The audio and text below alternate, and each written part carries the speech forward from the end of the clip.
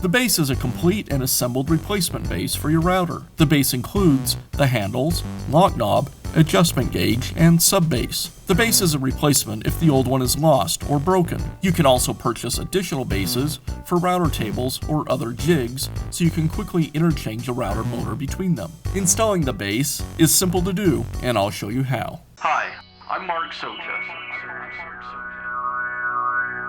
Do-it-yourself repairs like these are easier than you might think. From lawn machines to cordless grills, kitchen mixers, Outdoor grills. our how-to videos walk you through each repair from start to finish. So doing it yourself means never having to do it alone. Let's get started.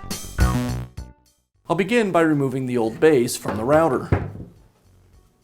I release the lock knob and unscrew the base from the motor.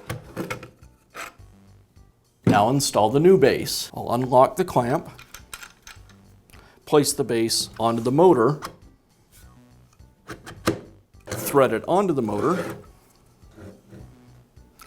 and tighten it in place with the locking clamp.